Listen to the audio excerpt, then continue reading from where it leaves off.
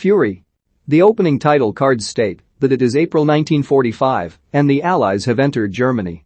The Nazis have become desperate and are forcing every man, woman, and child to join the military. Though the Nazis are clearly losing, fighting continues, and the US tanks are often overpowered by the German technologically superior tanks. A lone Nazi soldier rides his horse through a field where a battle has been fought. He rides among the dead bodies and blown up tanks and vehicles. As he rides past a seemingly busted tank, U.S. Army Staff Sergeant Don Wardy Collier jumps out and stabs him repeatedly. He sets the horse free and returns to the inside of his tank, where the rest of his crew, Gordo, Boyd, also known as Bible, and Grady, wait. They are clearly tired and battle-hardened as they argue and berate each other as Grady attempts to fix their tank.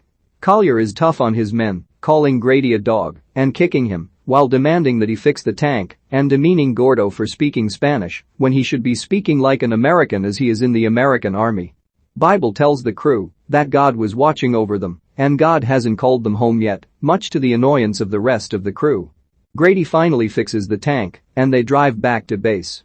After arriving at the base, Collier orders his men to quickly refuel and resupply the tank and get it ready to move out again. He is stopped by a lieutenant who asks what happened to the rest of his platoon and Collier tells him that his tank, Fury, is the only one remaining of the platoon. Collier takes a quiet moment for himself and breaks down briefly, feeling the rigor and stress of the war. He watches as trucks full of bodies of troops are driven back to the base. He also sees German POWs taken to a holding area, and he looks on with disgust. A young soldier, Norman Ellison, approaches Collier and tells him that he's been assigned to his tank crew. Collier is angry that someone so young would be assigned to his crew and questions Ellison. Ellison tells him he's been in the army for 8 weeks and has no tank training as he was trained as a typing clerk. Ellison meets the rest of the crew who are also dismissive of him. They go through his pack and question him, though they clearly don't actually care about his answers. Bible asks Ellison about his religion and asks him if he's been saved, as he is continually trying to save his whole crew. The crew orders Ellison to get a bucket of hot water and clean out the inside of the tank. When Ellison gets inside, he sees that the previous gunner was killed inside when the tank took a hit. He cleans up the gruesome remains, including a piece of the gunner's face that was blown off, and exits the tank to vomit when it becomes too much for him. Collier becomes enraged when he sees that an SS officer is being marched through the US base as he is being taken to the commander for questioning. Collier tries to beat him, but his crew holds him back. Collier meets with 3 other tank commanders, and they are clearly a tight-knit group. The lieutenant tells them that their new orders are to head out to meet Baker Company and then to take over a small town, and he will lead the convoy in his own tank. Fury's crew throws Ellison into the tank and tell him to shoot every Nazi he sees. Gordo, the driver, tells Ellison to shoot in small bursts to maximize the number of kills. The crew speaks crudely about how they enjoy killing Nazis, having sex with German women, and what to do with Hitler. The crew has clearly been together a long time, and despite some occasional fighting, they are very close to each other. As the convoy continues, the soldiers see the bodies of people, including children, strung up with signs around their necks. Collier, who speaks German, translates the signs, which say they were cowards for refusing to fight for the Nazis. The convoy begins to pass a dense forest and Collier warns them to shoot at anything they see, because Nazis could be hiding, waiting to attack the tanks. Ellison sees someone moving through the bushes, but hesitates when he sees it's a child. Gordo calls it out at the last second before a missile is launched at the lead tank, instantly setting it aflame. Everyone fires into the bushes, while the lieutenant in the lead tank, completely engulfed in flames, screaming in agony, shoots himself in the head to keep from burning alive. Collier berates Ellison for failing to shoot and tells him the lieutenant's death is his fault. They find the bodies of 3 soldiers who were firing at the tanks, young children, dressed in Nazi army uniforms, in the woods. The convoy continues, led by Collier, and meets Baker Company. Collier meets with Captain Wagner, the man in charge. Wagner asks Collier to take the 4 remaining tanks and some of his troops and go rescue men who are trapped in a field fighting a Nazi troop that are armed with anti-tank weaponry. After rescuing the men, they will rend his vows outside the town they are to overtake and go in together. Collier suggests a different route for the mission, and Wagner tells him that he knows his reputation and trusts his instincts. Collier leads the 4 tanks to the battlefield and belittles Ellison, warning him that he better kill as many Nazis as possible. The tanks reach the field, where the US Army troops are hunkered down. The tanks turn into the field, approaching a tree line, where the Nazis are based. As the tanks pass the troops lying in the field, the troops roll into the trail of the tank, taking cover behind it, and joining the troops as they approach the tree line. The Nazis open fire and the tanks return fire. Again, Ellison hesitates to shoot, and when he does, he misses wildly and takes far too long to reload his gun. The rest of the crew is a well-oiled machine, loading and reloading the missiles over and over again. The Nazis fire anti-tank missiles, and the US tanks fire back furiously to take them out before they are killed. One of the tanks is hit and the crew is killed. The troops run out from behind the tanks to enter the fight, and soon, the battle is over with all the Nazis killed. However, the troops find one Nazi soldier in the woods and bring him to the center of a circle of soldiers. They all laugh as they shove him around and taunt him. The Solider begs for mercy, showing pictures of his wife and children to Collier. Collier orders him to his knees and drags Ellison out of the tank. He gives Ellison a handgun and orders him to kill the Nazi. Ellison refuses to do so, saying he's unarmed and surrendering, and Collier hits him over and over, telling him that he's endangering the soldiers if he refuses to do his job, which is killing Nazis. Collier tells him that the Nazi's job is to kill him, and it's his job to kill the Nazi, so he has to choose whether he will kill or be killed. Ellison sobs and tells Collier to kill him as he can't bear the war. Collier takes Ellison in a chokehold and puts the gun in Ellison's hand, putting his finger on the trigger, and then puts his own finger on top of Ellison's finger on the trigger. He keeps trying to get Ellison to do it himself, and then finally Collier pulls the trigger over Ellison's hand. The other men stand around and cheer. Ellison is traumatized over what's happened, and the Fury crew tries to calm him down. They speak to him kindly, giving him coffee and telling him about the fears they all faced when they first joined the crew.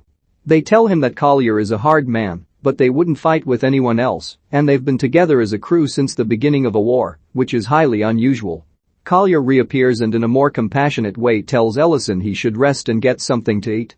Back in the tank, Ellison angrily asks Collier if he's trying to teach him to be a man.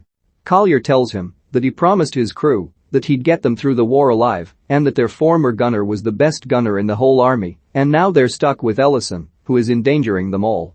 Collier tells him that he's been killing Germans in Africa, all over Europe, and now they're killing Germans in Germany, and while the war is winding down, there will be a lot more killing before it's done.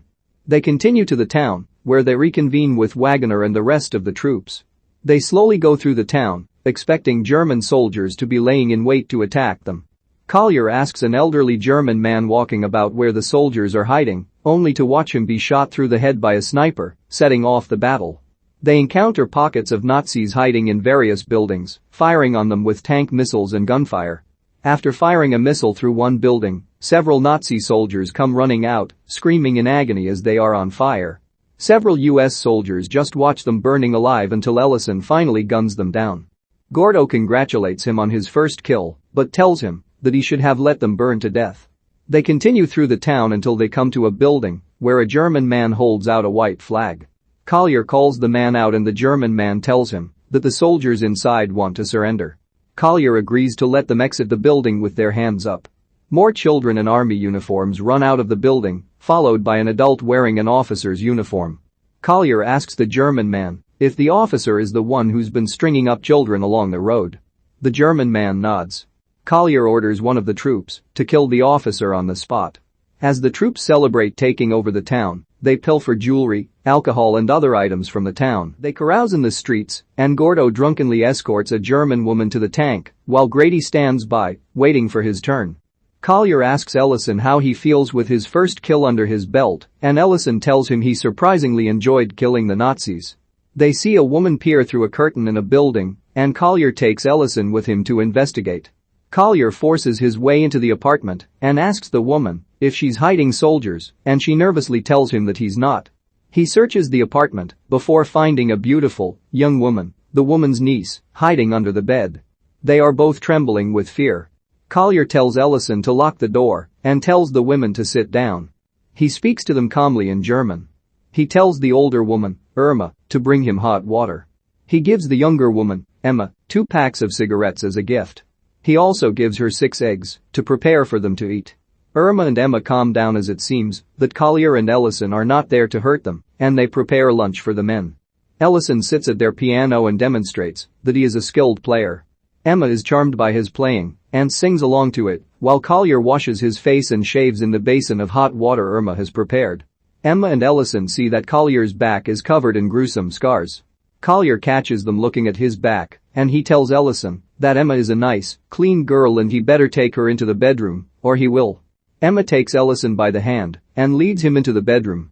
Irma tries to stop them, but Collier tells her to leave them alone as they're young and they're alive. Ellison tries to break the ice by reading Emma's palm, which his grandmother taught him to do, even though she doesn't understand English. He tells her she has the rare mark of Solomon's ring, as he does, meaning she is kind and helpful. Her love line indicates that she will have one great love in her life. He kisses her gently, and she pulls him onto the bed. After exiting the bedroom, they find Collier sitting at the table, reading a newspaper. Irma continues to prepare food. Ellison and Emma sit down with coffee, and they all seem to be enjoying the quiet civilized moment. The rest of the Fury crew barges in, clearly put off that they weren't included. Grady and Gordo are both very drunk and start harassing Emma, who starts crying. They tell Ellison he should go have a turn with the German whore they left in the tank, and they'll take turns with Emma. Ellison tries to fight Grady off, who pours his beer all over him and slaps him around. Irma fetches some shot glasses and liquor, trying to placate the men. They drink together, though Grady, Gordo, and Bible remain hostile. Collier remains quiet, reading his paper. Irma gets more plates out and serves the eggs. Grady takes another egg and Collier chastises him calmly, telling him that the egg was for Emma, and Collier passes a plate to her. Emma cries quietly off to the side, so Grady goes up to her and grabs her egg and licks it and tells her to enjoy her egg. Collier trades plates with her and eats the egg.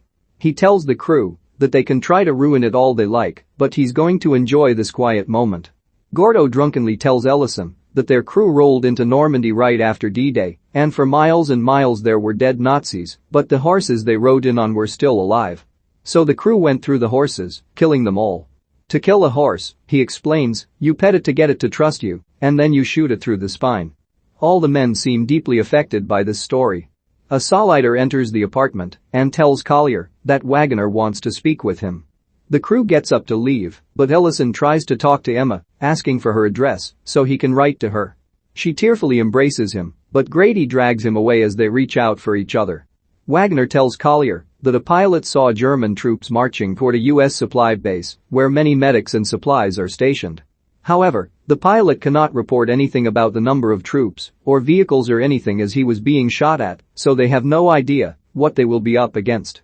He wants Collier to take Fury and the other two tanks up to a crossroads and to keep the Nazis from disrupting the supply chain, which would be a huge loss to the U.S. Army.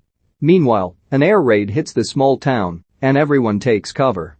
When Ellison emerges from under the tank, he sees that Emma and Irma's building has been reduced to rubble, but he runs to it, hoping to rescue Emma. Grady taunts him viciously, asking if he's Jesus Christ and can raise people from the dead, and if not, to leave the bodies alone. He sees Emma's dead body and returns to the tank, crushed. The three remaining tanks head to the crossroads, but come under fire from a superior German tank. The three U.S. tanks charge the German tank from across a field. The German tank takes out two of the tanks, leaving only Fury. Gordo tries to maneuver Fury behind the German tank so they can shoot it from behind in its only weak point. They finally take out the German tank, but they are left alone with a busted radio. Bible tells the men again that God was watching over them and wasn't ready to call them home. Gordo angrily asks Bible what God is doing while watching their fellow troops die. They continue on to the crossroads, and as they are about to approach the top of a hill, they run over a mine by a farmhouse, disabling the tank tracks. They try to fix the tank, while Ellison and Grady check inside the farmhouse to ensure no soldiers are hiding inside. Inside the farmhouse, they find that it's been turned into a makeshift hospital, but everyone has died. Grady takes a moment to apologize to Ellison and tell him that he's a good man, and the rest of them may not be, but Ellison is. They return to Fury, and Collier tells Ellison to head up to the hilltop to stand watch for the troops. Ellison heads up to the trees and sits quietly, eating his rations, enjoying the peace and quiet.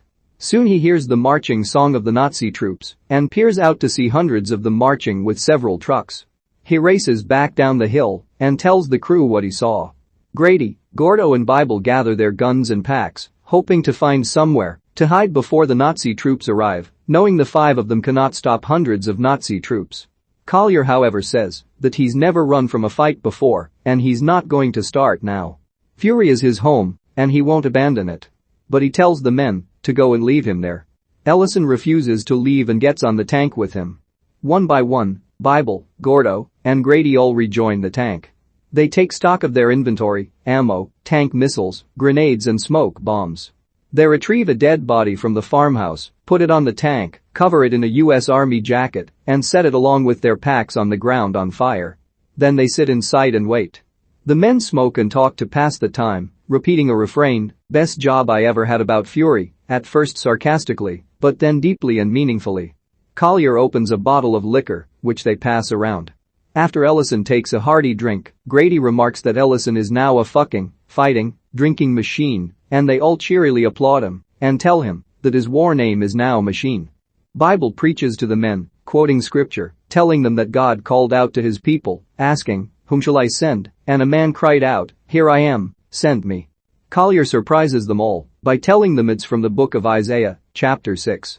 They hear the Nazi troops approaching and fall silent, preparing themselves. The Nazis approach the tank, seeing the body on fire and assuming that the tank must be destroyed. The men inside wait as more and more Nazis get closer to the tank, climbing on board as well as clustering closer together. They throw out several grenades and open fire on the Nazis, catching them by surprise. The Fury crew fire missile after missile and gun down the troops. When the Nazis try to run inside the farmhouse for cover, they fire missiles at the house. Suddenly, a projectile pierces the tank, hitting Grady and killing him instantly. Bible collapses on top of him, sobbing for his friend. Ellison runs out of ammo for the tank gun, and Collier and Bible decide to grab the ammo outside the tank, while Gordo and Ellison lay down cover fire from their handheld guns. They pop open the tank cover, throw out smoke grenades and grab the ammo from outside. Bible jumps down to the ground, hoping to grab guns off a dead Nazi, when he is tackled by another Nazi.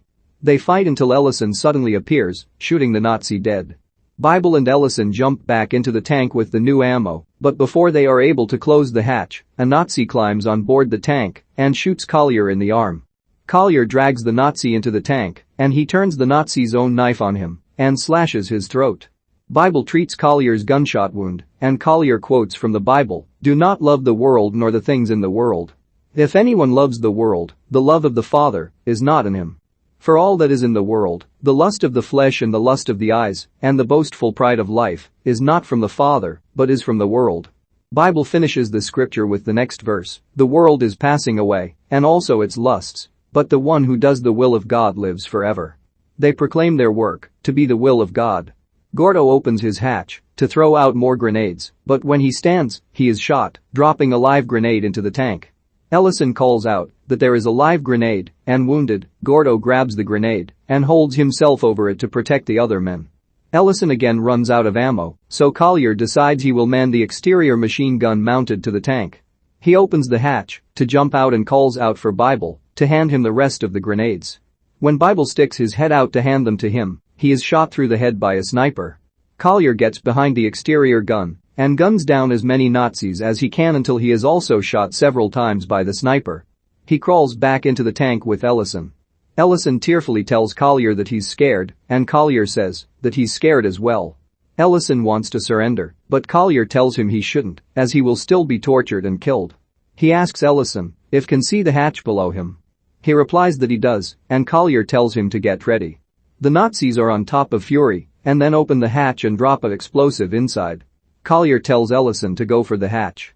He opens it and dives down below the tank, hitting the ground, and he hears the explosive go off inside, killing Collier.